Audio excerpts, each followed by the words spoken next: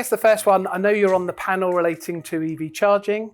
So I guess in terms of that session overall, what would you be hoping maybe the key takeaway that you'd like the audience to pick up through the session? I think, first of all, it's brilliant to be here, right? And I think it's a lovely setting. I've never been to this place before. In terms of the panel, I think what you've got on that panel is a viewpoint from, I think, directly from the industry in terms of Ivan's piece. So this is an OEM essentially, creating the infrastructure. Then you have the payments provider on the terminal side with Max from NMI, and then you have Visa in terms of the payment network that sits in the middle of that. So I think in terms of the discussion, we can cover a huge amount there because we have all ends of the spectrum.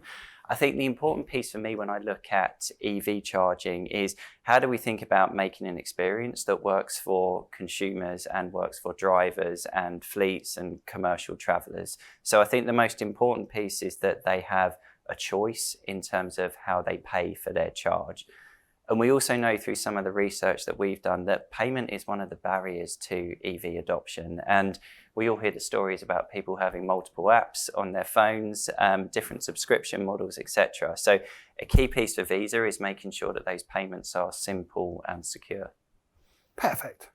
So obviously mentioned coming to the conference. So I guess just first feel about what do you like about the PSC conference and what you've seen so far, and maybe how does that compare to maybe other conferences that I'm sure you go to?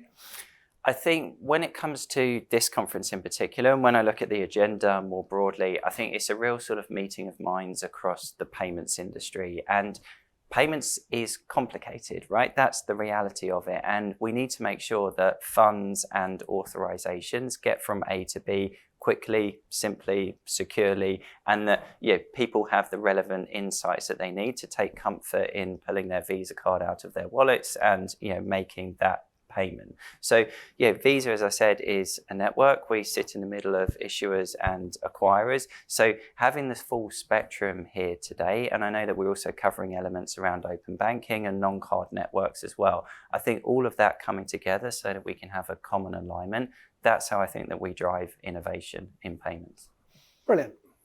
And the final question, just maybe as we come towards the end of 2024 and we look forward to 2025, again, big broad subject, but maybe one theme that maybe you think we should look out for next year? For me, it's definitely around open data. My role is very much within the mobility segment, and I know that commercial drivers and consumers as well, they're looking for more data in terms of the transactions that they are making. So if I am running a fleet of vehicles, I want the information to know how many kilowatts have gone into that vehicle, how much petrol, diesel have gone into that vehicle, and I need to be able to calculate the total cost of ownership.